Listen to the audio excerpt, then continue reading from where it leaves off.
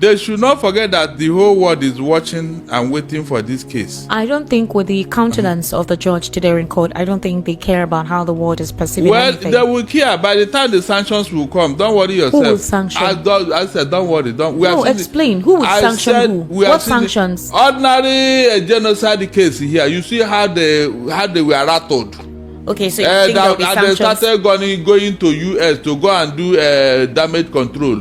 If there were going to be sanctions, shouldn't that have happened all this while that Nnamdi Kanu has been in detention? If there were going to be they want sanctions, to see if justice will be done. That is it. It's after the case has been adjudicated upon that people will now look into the matter. So you think there will be sanctions because of one person by the UK or the US? Yes, if they can take a closer look at this genocide case. Why wouldn't they take a closer? If they were more interested in Nnamdi Kanu's case, would have been hearing talks about it from them in the media, in the press, with their own media as well, like the genocide case. The principle of sovereignty will not allow them to do what you are suggesting. Okay.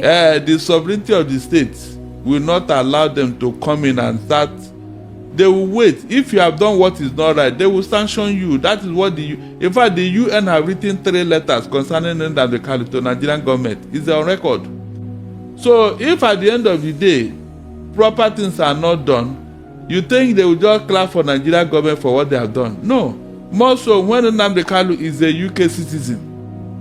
They just want to, allow them to do their thing without any imposition or intimidation.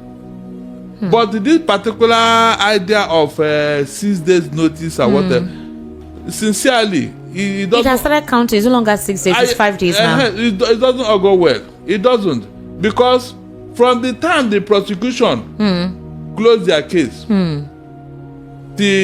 recently when this matter came up, it was almost two months plus. Is that not true? Yes. That gap, what were they doing with it? But you know that Nnamdi Kanu recently found that he was supposed to go to a national hospital for checkup. That was when the issue of his e-health started now.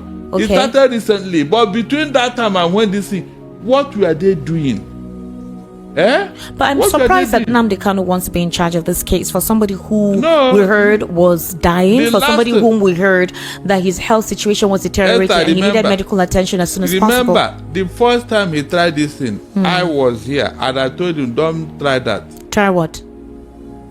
Trying to take over his case. Okay. On what ground? No, on what ground? If he has any legal background, I would say, okay. But it's not possible. And a matter like this, if it's a landlord and tenant case, your lawyer can sit in for you, or you can stand in for yourself, but not in this matter. Not in this matter.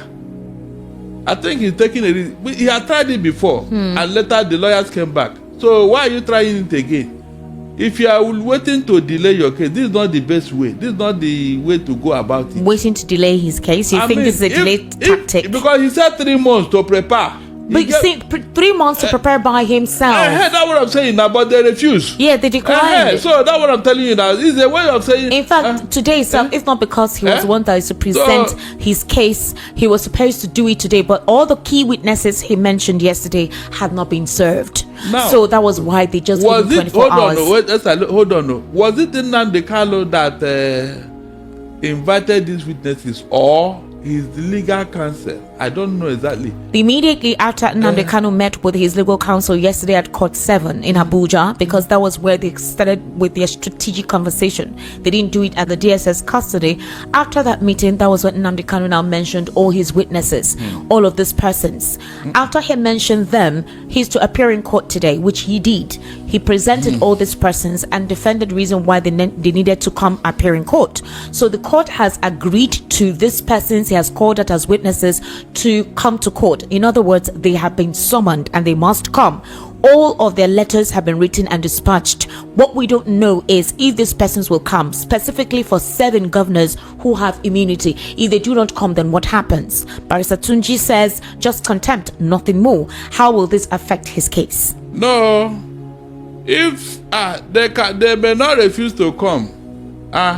If they are subpoenaed, And they refuse. There's another. There will be another subpoena that will follow. What subpoena order in 6 days? Remember, he has just 6 days. Esther. Yeah. Good. If they now refuse to come, Okay. the court will now order them to come to court because yes, their witnesses or testimony is needed.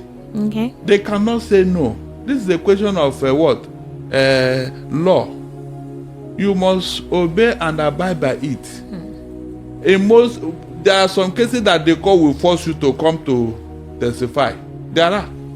They will force you, even though you are at liberty. And to make corrections here, most of the people are serving governors. The serving governor, immunity does not stop you from coming to testify. Immunity stops you from being a defendant in a court case. That is, nobody can take you to court as a sitting governor or president or governor. You know, nobody can take you to court. But where your witness is needed, why would you come? If somebody's life is in danger, you are just a witness. No, you have no case in court. So I don't see how immunity will stop you from doing that. That somebody's life is in danger, and you as a governor, your witness is needed to arrive at a conclusion, and you say immunity. Are you under investigation? Are you under prosecution? That is where that immunity will come in. So they should not play that card that they're under immunity. A minister is not under immunity. A minister. Okay, but what about the governors? That's what I'm telling you. That a governor is under immunity. Okay. You can investigate him for any criminal infraction in office. Right. Good. But you cannot take him to court, even though the investigation has clearly said that yes, this governor, you have done so and so while in office. You wait for him to finish his term in office before you can take him to court. But when it comes to what? Witnesses, Esther. Okay, look at it this way. If the governor's mother or father is in court and his witnesses is needed to either free them or jail them, he will refuse to come, Abi. No, is it possible? The governor must come for witnesses to testify on a matter. Pure ED. It doesn't require him saying that immunity covers you. Yes, we know. You know, you cannot be, you cannot be prosecuted for whatever you do in office. But you can testify at the convenience of the court. If it is that your presence is overly important, you must come. You must come, because we are talking of life and death. If the witness of a governor is needed to free or jail a man, you say he should not come because he's under immunity. Esther, is that possible? So the court, you don't want people want to stretch the law. They choose what they want to obey and leave the other. They choose one to obey and leave the other. No governor can tell me that to testify in court, he was not allowed under the law because he's under immunity. But when they want to chop money, immunity does not stop them.